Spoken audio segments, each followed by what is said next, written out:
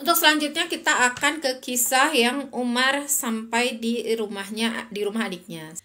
Sesampainya Umar di rumah Sa'id bin Zaid, ternyata pintu rumahnya terkunci. Diketuknya pintu itu dengan keras sambil memegang pedangnya yang terhunus. Setelah mendengar ketukan pintu dari luar, Sa'id bin Zaid bertanya dari dalam, "Siapa itu?" Umar menjawab, "Ibnu Khattab." Sambil marah ya, Umar sambil berteriak. Setelah Khabbab mendengar suara Umar begitu keras, ia kemudian mengintai dari dalam. Ketika ia melihat bahwa kedatangan Umar membawa pedang terhunus, dengan segera ia menyembunyikan diri di dalam rumah. Fatimah dengan cepat menyembunyikan catatan ayat-ayat Al-Quran yang baru dipelajarinya. Sa'id selanjutnya membukakan pintu. Umar masuk ke dalam dengan muka merah padam sambil berkata, "Hei, orang yang memusuhi dirinya sendiri. Sungguh aku sekarang telah mendengar kabar bahwa engkau telah berganti agama dan begitu pula suamimu." Selanjutnya ia berkata, "Betulkah engkau sekarang telah mengikuti agama Muhammad?" Sesudah bertanya, Umar kemudian meloncat memegang janggut Said dan mencekik lehernya. Selanjutnya Said dibantingnya dan dadanya diinjak dengan sekehendak hatinya. Mungkin kayak diinjak-injak gitu ya, bukan diinjak Umarnya di atas gitu, tapi diinjak-injak dengan satu kakinya. Oleh karena Sa'id tidak begitu kuat, ia tidak dapat melepaskan diri dari Umar. Ya, Umar kan gulat juga menang ya, tenaganya juga gede, dan bukan hanya tenaganya yang besar, tubuhnya juga tinggi besar. Umar itu terkenal gitu, badannya itu tinggi besar gitu. Sa'id jelas kalah dari dia, bukan tandingannya gitu. Apalagi ini dalam keadaan Umarnya marah. Umarnya sedang di puncak amarahnya gitu. Sedang kesal, sedang ya tadi kan niatnya juga mau membunuh gitu ya. Berarti terbayang amarahnya seperti apa. Jadi Sa'id tidak bisa pada saat itu, bukan tandingan lah untuk melawan Umar. Sehingga adik Umar, Fatimah, melihat suaminya digitukan, di seperti itu kan, apa ya bahasanya, sudah melihat suaminya dianiaya begitu hebat, ia tidak tahan lagi dan ia pasti refleks ya. Kita juga akan seperti itu kalau suami kita tiba-tiba diserang oleh saudara kita. Kita kan pasti, apalagi kita ada di pihak suami kita tahu suami kita yang benar gitu, itu kan pasti akan membela gitu. Demikian juga Fatimah. Ia menolong suaminya sekuat tenaga. Tetapi ketika ia baru mendekat, belum sempat nolongin nih, baru mendekat aja, baru mendekat, kepalanya dipukul dengan keras oleh kakaknya sampai mulutnya itu berdarah. Mulut Fatimah mengeluarkan darah yang banyak gitu.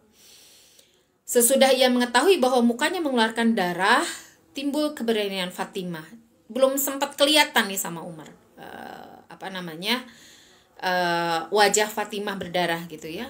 Fatimahnya berkata, "Apakah engkau hendak memukuli aku ataukah hendak membunuh aku, hai seteru Allah?" gitu ya. Dibalas tuh sama Fatimah. Ya, Fatimah adiknya Umar, paling tidak punya keberanian yang sedikit nular dari kakaknya gitu ya. Setelah melihat wajah adiknya gitu kan, adiknya bicara menoleh kepada Fatimah, kepada adiknya, kaget. Umarnya sendiri kaget lihat adiknya berdarah gitu ya. Ia kemudian diam.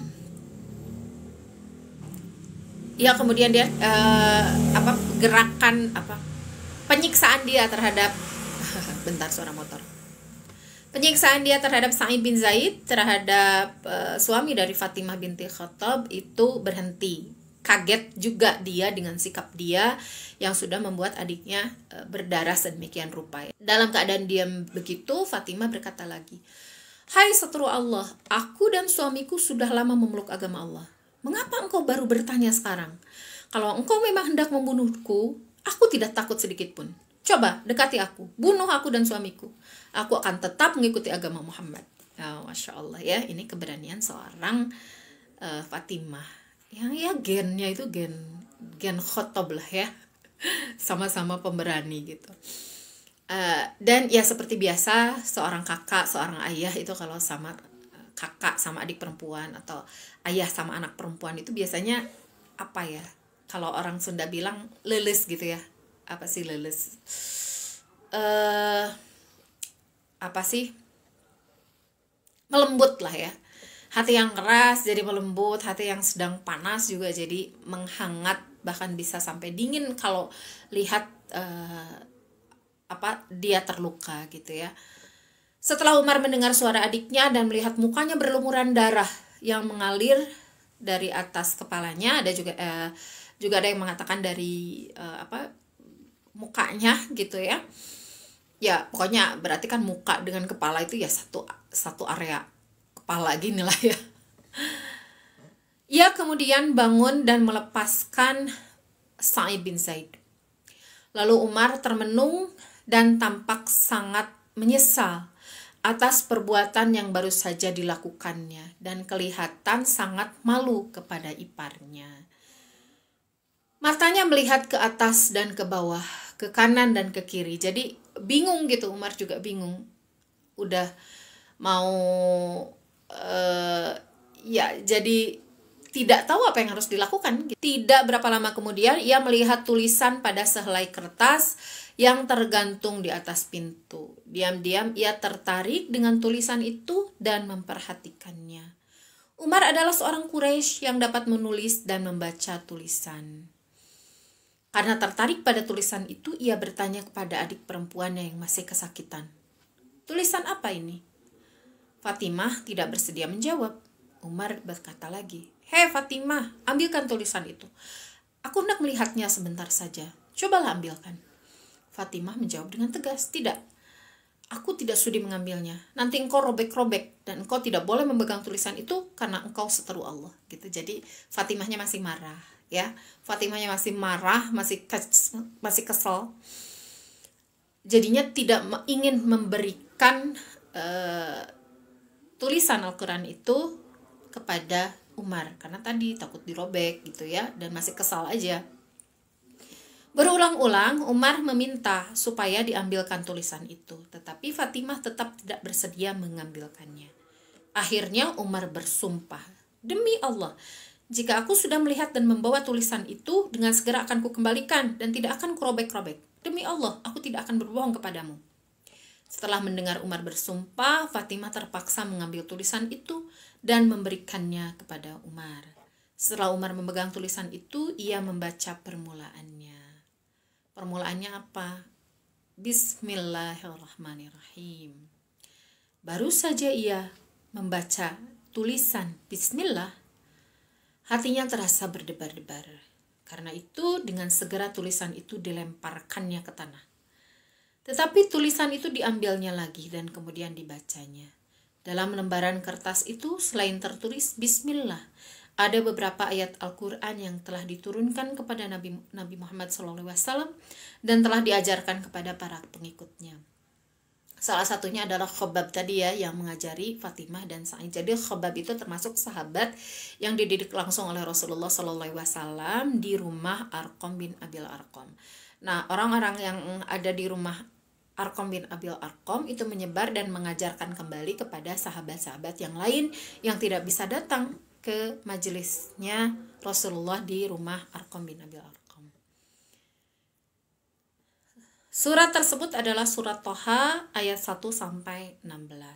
Saya bacakan artinya saja. Toha, Toha. Kami tidak menurunkan Al-Quran ini kepadamu agar kamu menjadi susah, tetapi sebagai peringatan bagi orang yang takut kepada Allah, yaitu diturunkan dari Allah yang menciptakan langit dan bumi yang tinggi, yaitu Tuhan yang Maha Pemurah, yang bersemayam di atas Arash. Kepunyaannya lah semua yang ada di langit, semua yang ada di bumi, semua yang di antara keduanya, dan semua yang di bawah tanah. Dan jika kamu mengeraskan ucapanmu, maka sesungguhnya Dia mengetahui rahasia dan yang lebih tersembunyi. Dialah Allah, tidak ada Tuhan melainkan Dia. Dia mempunyai Asmaul Husna, nama-nama yang baik. Apakah telah sampai kepadamu kisah Musa? Ketika ia melihat api, lalu berkatalah ia kepada keluarganya, "Tinggallah kamu di sini. Sesungguhnya aku melihat api." Mudah-mudahan aku dapat membawa sedikit darinya kepadamu, atau aku akan mendapat petunjuk di tempat api itu. Maka ketika ia datang ke tempat api itu, ia dipanggil. Hai Musa, sesungguhnya aku inilah Tuhanmu, maka tinggalkanlah kedua terompahmu. Sesungguhnya kamu berada di lembah yang suci, tua, dan aku telah memilih kamu, maka dengarkanlah apa yang aku diwahyukan kepadamu. Sesungguhnya aku ini adalah Allah. Tiada Tuhan selain aku, maka sembahlah aku, dan dirikanlah sholat untuk mengingat aku. Sesungguhnya hari kiamat ini akan datang, aku merahasiakan waktunya, agar tiap-tiap diri dibalas dengan apa yang ia usahakan. Maka sekali-kali janganlah kamu palingkan darinya oleh orang yang tidak beriman kepadanya, dan oleh orang yang mengikuti hawa nafsunya, yang menyebabkan kamu jadi binasa. Adapun sebab turunnya ayat-ayat di atas menurut suatu riwayat adalah sebagai berikut. Sejak Nabi SAW menerima wahyu dari Allah, beliau terus-menerus setiap malam mengerjakan sholat.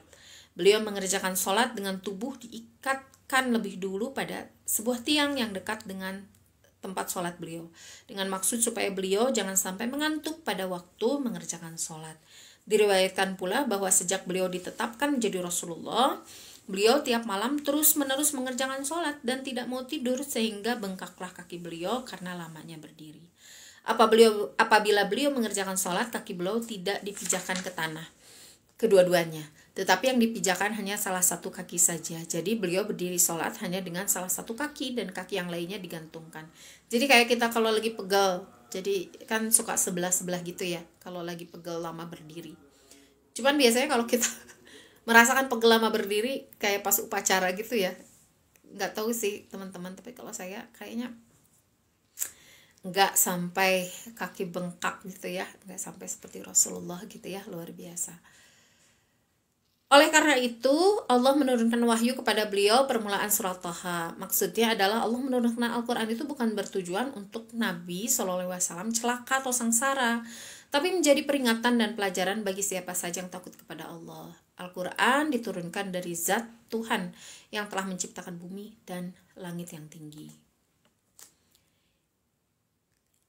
Setelah Umar selesai membaca ayat-ayat tersebut dan memperhatikannya, dan tiba-tiba ia berteriak dengan sekeras-kerasnya, Asyhadu an la ilaha illallah wa anna Muhammadan abduhu wa rasuluh.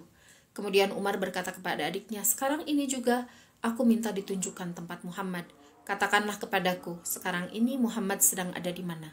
Tidak boleh tidak, aku sekarang hendak bertemu dengan Muhammad. Ayo lekas, sekarang aku minta ditunjukkan kepada Muhammad. Menurut riwayat yang lain, sesudah Umar membaca dan perhatikan ayat tersebut, Umar berkata seorang diri, alangkah bagusnya perkataan itu dan alangkah mulianya. Perkataan itu diucapkannya sebelum ia mengucapkan kalimat syahadat. Khabbab segera keluar sambil berlari menampakkan dirinya kepada Umar dan berkata, Nabi SAW hari ini sedang berada di kampung Sofa di rumah Arqam bin Abil Arqam mengajar kaum muslimin. Kata Umar, ya Khabbab, tunjukkanlah kepadaku tempat Muhammad. Aku hendak datang kepadanya dan akan masuk Islam. Khabbab menjawab, Nabi ada di kampung Sofa dengan beberapa orang sahabatnya, maka silahkan datang kepadanya. Setelah Umar mendengar berita dari Khabbab, dengan sangat tergesa-gesa ia keluar dari rumah Said sambil membawa pedangnya yang terhunus tadi menuju ke rumah Arqam. Di sini ada satu kisah di buku yang lain ya, di riwayat yang lain yang tapi tidak ditulis di sini, yaitu tentang Umar yang ketika minta kertas gitu, kertas, zaman dulu belum ada kertas, minta lembaran yang ada tulisan Al-Qur'annya, itu sebetulnya oleh Fatimah itu mengatakan, adiknya Umar ya, mengatakan lembaran ini untuk orang yang suci, kamu najis gitu, kamu nggak boleh pegang ini. Lalu Umar nanya, terus gimana caranya biar saya bisa megang lembaran itu? Lalu Umar diminta untuk mandi gitu ya, membersihkan diri, baru diberikan lembaran itu oleh Fatimah binti Khattab. Sedikit yang saya baca dan saya dengar gitu ya dari buku lain dan dari ahli sejarah, penceramah yang lain, itu tentang bagaimana bisa seorang Umar yang tadinya sangat dalam keadaan sangat marah, kemudian tiba-tiba memutuskan untuk masuk Islam saat itu juga, hanya dengan membaca surat Toha gitu ya. Toha itu kan di ayat pertamanya, kami tidak menurunkan Al-Quran ini kepadamu agar kamu menjadi susah gitu. Di situ kata kata ahli sejarah ya, kata ahli lah, bukan kata saya. Di situ ada kata-kata yang sebetulnya menjadi jawaban dari kemarahan Umar. Masih ingat ya, tadi Umar marah itu karena Muhammad itu membuat orang Quraisy berpecah belah, membuat keluarga saling bertengkar, membuat tuan menyiksa budaknya gitu, menimbulkan keresahan dan perpecahan, menimbulkan kesulitan di kalangan kaum Quraisy, di kalangan orang-orang Mekah. Dijawab oleh Allah di ayat ini. Ayat ini mengatakan ya, Toha a'udzubillahi minasyaitonir rajim. Toha ma anzalna 'alaikal qur'ana litashqa. Dari ayat pertama saja Umar itu udah langsung ces gitulah, kayak api yang panas bergolak itu disiram air yang langsung mati gitu. Emang itu yang lagi dicari Umar gitu. Jawabannya langsung, Allah itu tidak menurunkan Al-Quran buat bikin kamu susah, buat bikin orang Quraisy berpecah belah. Bukan bermaksud untuk memecahkan kekeluargaan, memecahkan persaudaraan. Bukan itu maksud diturunkannya Al-Quran. Itu Umar bisa membaca dan paham bahasa Arab ya, beda dengan kita. Kalau kita kan baca ya Al-Fatihah aja masih banyak yang belum paham isinya, ya kan? Ya, tidak menyalahkan karena kita memang tidak paham bahasa Arab, tetapi Umar paham bahasa Arab, dan Umar itu termasuk kelompok sedikit orang yang paham dengan tulisan gitu ya. Jadi orang Arab itu dulu pandai bersyair tapi tidak banyak yang bisa membaca gitu, buta huruf ya. Jadi lebih ke hafalan orang-orang zaman itu gitu. Dan Umar salah satu dari orang yang sedikit itu yang bisa membaca Al-Quran, yang bisa membaca huruf gitu ya. Dari ayat 1 dan 2 aja itu sudah memberi jawaban yang luar biasa bagi Umar gitu ya. Tetapi Allah menurunkan ini sebagai peringatan bagi orang yang takut kepada Allah. Umar kenal siapa Allah, sebagaimana orang Quraisy yang lain. Makanya tadi ketika marah itu, ketika berjanji itu demi Allah, Umar tahu siapa Allah. Umar tahu Allah itu yang menciptakan, yang memelihara gitu. Tapi kenapa dia menyembah berhala? Gitu, jadi untuk perantara dalam penyembahan kepada Allah gitu. Umar kenal siapa Allah, makanya ketika dikatakan sebagai peringatan bagi orang yang takut kepada Allah, yaitu diturunkan dari Allah yang menciptakan bumi dan langit yang tinggi. Umar udah tahu tentang itu. Tapi ketika dia baca ini, dia kayak digugah lagi gitu. Ini Allah yang menurunkan Al-Quran ini, Allah yang aku kenal juga gitu. Menurunkan ini bukan untuk berpecah belah. Nah dari itu panjang sih penjelasannya, tapi yang saya ingat itu ya. Jadi langsung ces Umar itu, jadi langsung padam amarahnya gitu. Dan pertanyaan yang keresahan dia gitu, ternyata langsung ada jawabannya dari Allah gitu ya. Kadang suka kayak gitu ya. Ini saya kira ini berlaku bagi banyak kaum muslimin gitu ya. Kalau kita dan kita juga kita mengalami dan juga banyak teman-teman yang lain yang mengalami kisah-kisah yang sudah kita baca. Kalau kita sedang resah dengan sesuatu gitu, biasanya kita buka Al-Quran dengan acak, itu udah ngasih tahu jawaban dari keresahan kita gitu ya. Dan Umar juga seperti ini gitu. Apalagi Umar ya. Seorang sahabat yang luar biasa gitu, yang sahabat penting di sisi Rasulullah setelah Abu Bakar, pasti bakal lebih paham gitu dibanding kita gitu ya. Kita cuman baca terjemahannya aja suka, ya ini jawaban dari keresahan-keresahan kita gitu, ini jawaban keresahan-keresahan aku selama ini, ya Allah ini jawaban dari pertanyaan-pertanyaan aku selama ini gitu. Apalagi Umar ini merasakan keresahan yang ketika dia menyiksa sampai dia capek, ketika dia menyiksa sampai budaknya mati, syahid ya. Ini muncul dari keresahan itu, keresahan bahwa ini Quraisy udah berpecah belah, gak bisa kayak gini terus gitu. Ternyata terjawab dengan surat Thaha ini. Luar biasa ya, Umar bisa mengambil hikmah, padahal Umar pada saat itu masih seorang kafir, masih menutup dirinya gitu ya. Tapi dengan satu ayat ini langsung terbuka gitu ya, pintu hatinya itu langsung terbuka lebar gitu ya. Sekarang kita ke subtema berikutnya, poin H, tentang pertemuan Umar bin Khattab dengan Nabi Muhammad SAW. Pintu rumah sahabat Arqam terkunci. Poin H ya, pertemuan Umar bin Khattab dengan Nabi Muhammad SAW. Pintu rumah sahabat Arqam terkunci karena sedang digunakan oleh Nabi SAW untuk mengajar. Pada masa itu, cara beliau mengajar pengikut-pengikutnya masih dengan sembunyi-sembunyi agar tidak diketahui oleh kaum musyrikin. Tapi dakwahnya sudah dakwah secara jahriyah. Tapi kalau pengajiannya kan ya supaya nggak ketahuan dan supaya nggak digerebek lah ya.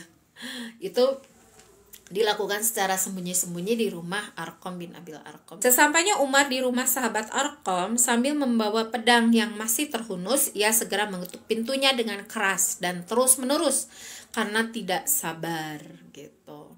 Jadi tidak sabar ingin mendengarkan penjelasan lebih lanjut tentang yang tadi dia baca surat Thaha gitu ya. Penjaga pintu bertanya dari dalam, "Siapa itu?" Umar menjawab dengan suara keras, "Ibnu Khattab." Penjaga pintu mengintai dari dalam untuk membuktikan betulkah yang mengetuk pintu adalah Umar bin Khattab. Ternyata benar, yang datang adalah Umar, namun dengan membawa pedang terhunus. Penjaga pintu tidak mau dengan segera membuka pintu karena ia mengira bahwa kedatangan Umar akan mengamuk dan membunuh Nabi Muhammad SAW. Masih ingat ya, tadi Umar itu pergi masih dengan pedangnya, belum sempat disimpan tuh. Penjaga pintu kemudian lebih dahulu melaporkan kedatangan Umar kepada Nabi SAW. Umar tidak sabar untuk menunggu lebih lama, dan karenanya pintu rumah Arqam diketuknya lagi dengan keras. Tidak ada seorang pun para sahabat yang ada di dalam rumah berani membukakan pintu, karena mereka menyangka bahwa Umar masih menjadi lawan yang terbesar. Masih ingat tadi bahwa permusuhan Umar kepada Islam, kepada para sahabat, kepada Rasulullah SAW itu 11-12 dengan permusuhan Amr bin Hisham atau Abu Jahal gitu ya. Jadinya ketika para sahabat tahu Umar yang datang, mereka kan lagi pengajian, kaget. Aduh, ini yang ngegerebek langsung Umar, kaget. Jadi pada diem, nggak mau ada yang buka gitu. Apalagi Umarnya bawa pedang, udah pasti mereka nggak mau buka, pada diem semua. Terutama kenapa mereka diam tidak mau membuka, karena mereka para sahabat itu mencemaskan keselamatan Nabi Muhammad SAW. Takut Rasulullah kenapa. Umar datang dengan suara keras, tidak kalem. Kan kalau waktu datangnya Hamzah itu lebih tenang lah ya. Mereka juga takut tapi lebih tenang. Satu, Hamzah itu pamannya Nabi gitu ya, orang yang dekat dengan Nabi. Meskipun Hamzah itu terkenal kuat seperti Umar gitu, tapi permusuhan Hamzah itu jauh gitu. Bahkan Hamzah itu relatif tidak memusuhi Rasulullah gitu. Kalau Umar kan beda lagi. Bahkan budaknya aja ada yang sampai meninggal gara-gara disiksa oleh Umar, gara-gara dia masuk Islam gitu. Itu udah tersebar kemana-mana tuh. Umar sama Amr bin Hisham sama Abu Jahal itu 11-12 musuh Islamnya gitu. Datang ngegerebek pengajian, kaget, tidak ada yang mau membuka gitu. Untuk apa? Keselamatan Nabi SAW. Setelah Nabi SAW mengetahui kedatangan Umar bin Khattab, beliau bersabda, "Bukalah pintu supaya Umar masuk." Semoga Allah menjadikannya seorang yang baik dan memberi petunjuk kepadanya. Setelah Hamzah radhiyallahu anhu, paman Nabi yang gagah berani, berkata, "Bukakan pintu, persilakan Umar masuk. Mungkin Tuhan hendak memberikan kebaikan kepadanya dengan mengikuti surat Muhammad, memeluk Islam, dan tunduk di bawah panji-panji kalimat tauhid. Dan bila kedatangannya dengan maksud jelek, akulah yang akan berhadapan dengan dia, dan akulah yang menghabisi jiwanya." Gitu ya, ini keberaniannya 11-12 sama Umar. Gitu Hamzah itu ya. Bahkan masih ingat saya bacakan kisah tentang Hamzah. Beliau itu kegemarannya adalah berburu binatang yang tidak biasa diburu oleh orang lain, yaitu singa gitu ya. Binatang buas itu udah ditaklukkan sama Hamzah. Kalau Umar ya bisa lah gitu, kata Hamzah ya, akulah yang akan menghabisi jiwanya, aku yang bakal lawan dia gitulah ya. Tetapi penjaga pintu itu masih belum mau membukakan pintu karena masih cemas gitu. Oleh karena itu Hamzah dan Zubair mendekat ke pintu. Zubair ini juga terkenal seorang pemuda yang dia berani ya. Jadi Hamzah, Zubair, Umar, Sa'ad bin Abi Waqqas, Ali itu terkenal orang-orang yang kuat dan jago perang. Makanya Hamzah dan Zubair itu yang mendekat ke pintu, dan barulah penjaga pintu itu berani membukakan pintu. Jadi penjaga pintunya udah kalau Umar masuk memang mau ngapa-ngapain, ada Zubair dan Hamzah nih yang siap ngelawan Umar gitulah. Akhirnya dia buka pintu. Dan tatkala Umar masuk, dengan segera tangan kanannya dipegang oleh Hamzah, tangan kirinya dipegang oleh Zubair. Daripada ambil resiko gitu, dipegang duluan gitu oleh dua sahabat hebat ini ya. Ketika Umar telah dekat ke tempat duduk Nabi Sallallahu Alaihi Wasallam, seketika itu badannya gemetar karena takut melihat wajah Nabi Sallallahu Alaihi Wasallam. Kemudian Rasulullah bersabda kepada kedua sahabat tadi, "Lepaskan Umar." Nah, kenapa Umar jadi takut bertemu dengan Rasulullah? Itu karena di dalam hatinya sudah Allah siramkan keimanan gitu. Jadi rasa takut itu muncul karena iman yang sudah ada di dalam dada seorang Umar bin Khattab. Maka kedua sahabat itu pun melepaskan Umar dengan segera dan mendudukkannya di hadapan Nabi Sallallahu Alaihi Wasallam. Kemudian beliau menarik pakaian Umar dan bertanya gitu. Jadi menghadapi orang yang keras, dikerasin juga sama Rasulullah gitu ya. "Maja abika ya bana Khattab, maja abika ya bna Khattab, ya bnal Khattab." Apakah maksud kedatanganmu kemari, hai Ibnul Khattab, hai putra Khattab? Selanjutnya beliau bersabda lagi, "Fa wallahi ma ara an," tulisannya kecil banget, "ma'ara an tantahi hatta yunazzalallahu bika fari'ah qari'ah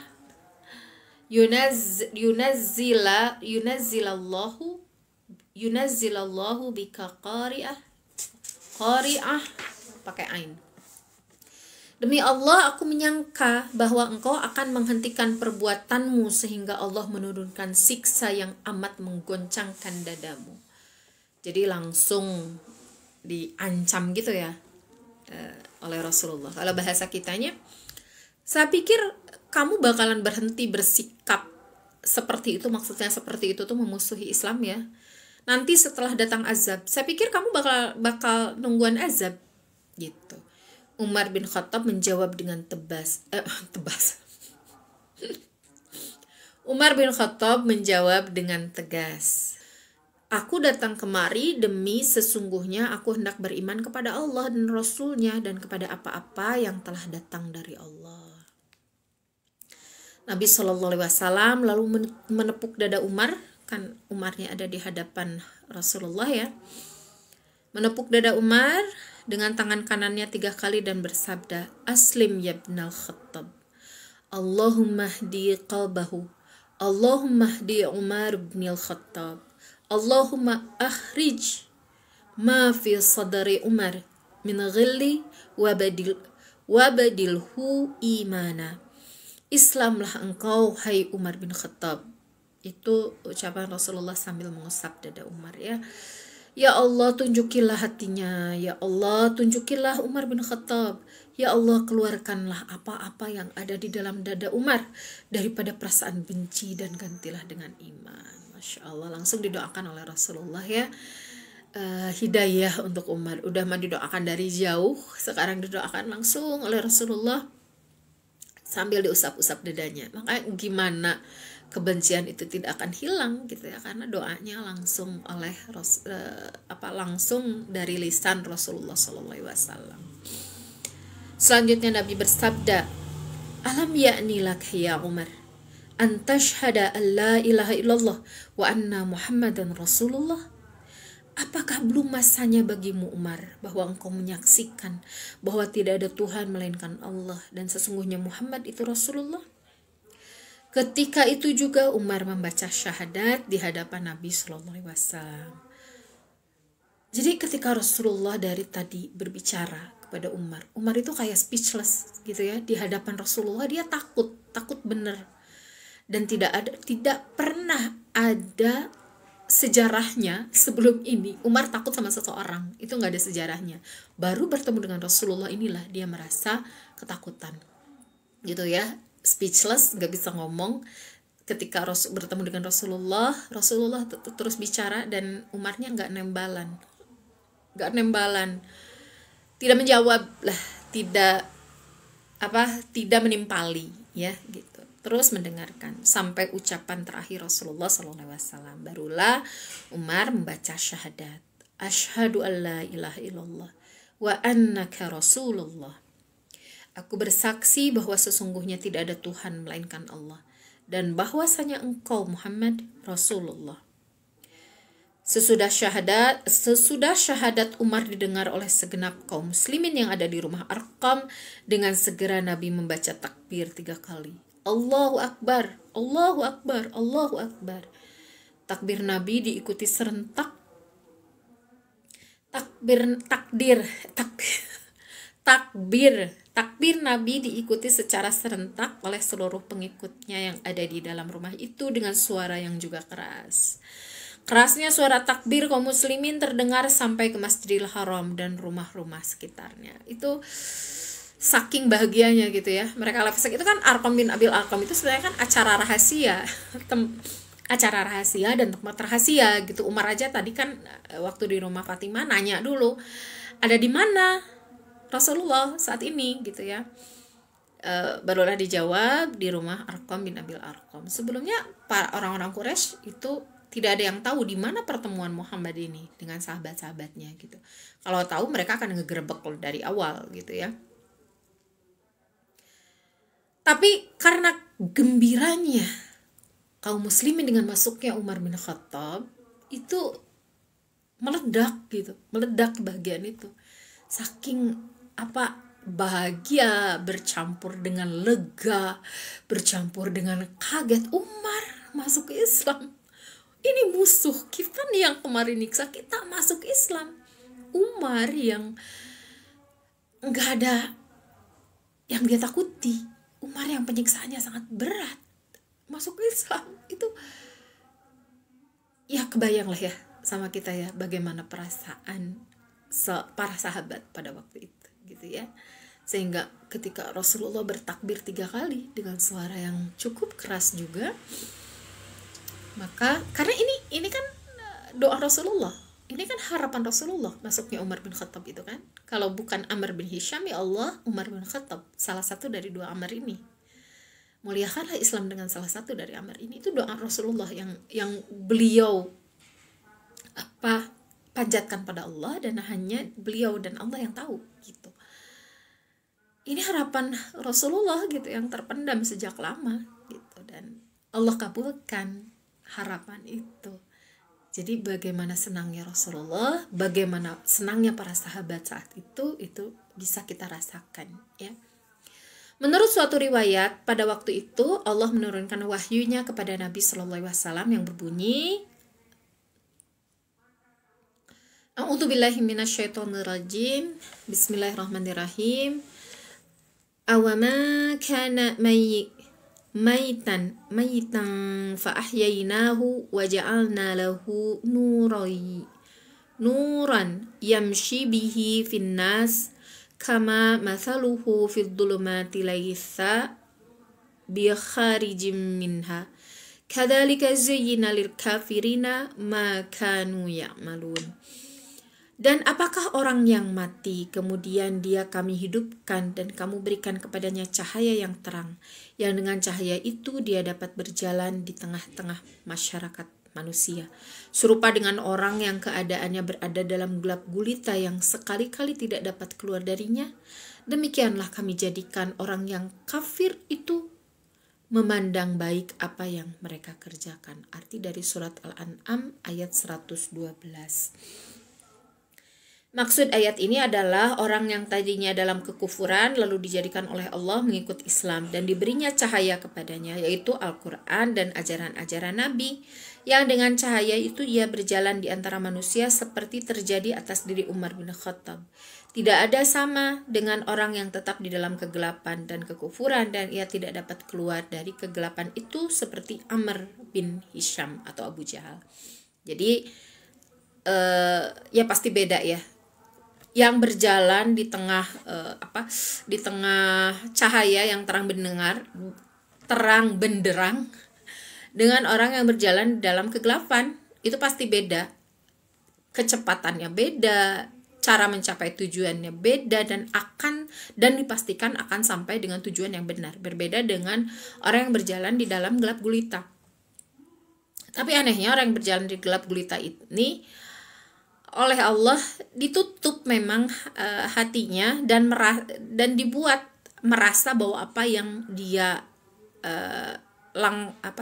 apa yang dia tuju, apa yang dia perbuat, langkah yang dia lakukan itu menurut dia benar gitu ya. Karena itu dalam gelap itu nggak ada petunjuk, nggak ada cahaya sama sekali gitu. Dan itulah perumpamaan dari orang yang Allah beri petunjuk itu dan orang yang tidak Allah beri petunjuk, antara Umar bin Khattab dengan Amr bin Hisham atau Abu Jahal. Dan itulah kisah tentang masuk Islamnya Umar bin Khattab. Dan sebagai penutup ada satu lagi ya, yang judulnya Usul Umar bin Khattab kepada Nabi Muhammad SAW. Dengan keislaman Umar bin Khattab, bukan main kegembiraan kaum muslimin karena peristiwa ini dipandang sebagai rahmat yang besar. Kemudian pada waktu itu juga Umar mengemukakan usul kepada Nabi SAW. Ia berkata, "Ya Rasulullah, bukankah kita di atas kebenaran walaupun kita dibunuh ataupun dihidupkan?" Nabi SAW menjawab, "Bala, walladzi nafsi biyadihi innakum alal haqqi wa in muttum wa in huyitum." Ya, betul. Demi Tuhan yang menguasai diriku di tangan kekuasaannya, bahwa memang sesungguhnya kamu semua di atas kebenaran, sekalipun kamu sampai dibunuh ataupun dihidupkan. Dan Umar berkata lagi, "Ala manukhfi dinana ya Rasulullah, wa nahnu alal haqqi wa hum alal batil?" Mengapa kita menyembunyikan agama kita ya Rasulullah, padahal kita di atas kebenaran dan mereka di atas kebatilan atau kebatilan, kesalahannya. Nabi SAW, "Inna qalil wa qad ra'aita ma laqina ya Umar." Bahwasanya kita masih sedikit dan sesungguhnya engkau telah melihat sendiri apa yang telah kita dapat, hai Umar. Maksudnya apa yang kita dapat, yang dimaksud oleh Rasulullah itu adalah apa yang terjadi dengan kaum muslimin ya, bagaimana kaum muslimin jadi terusir ke Habasyah gitu untuk melindungi agama ya. Kemudian kaum muslimin banyak yang syahid, banyak yang disiksa, banyak yang menderita gitu. Umar berkata lagi, "Ya Rasulullah, la yanbaghi an taktuma hadha ad-din idhhara dinak fa wallahi la yu'badullah sirran ba'dal yawm walladhi ba'athaka bil haqqi ma baqiya majalisun kuntu ajlisu fihi bil kufri illa adhartu fihi bil Islam ghairu haib wala khaif. Mohon maaf kalau saya baca hadisnya, baca bahasa Arabnya salah, makhrajnya juga banyak salah, mohon maaf, apalagi intonasinya. Karena saya bukan ustazah, saya hanya membacakan sejarah ya. Ini arti dari ucapan Umar yang terakhir. Tidakkah sepatutnya ya Rasulullah, jika engkau hendak menyembunyikan agama ini, maksudnya Islam, tampakkanlah agama ini. Maka demi Allah, tidak patut menyembah kepada Allah dengan sembunyi-sembunyi sesudah hari ini.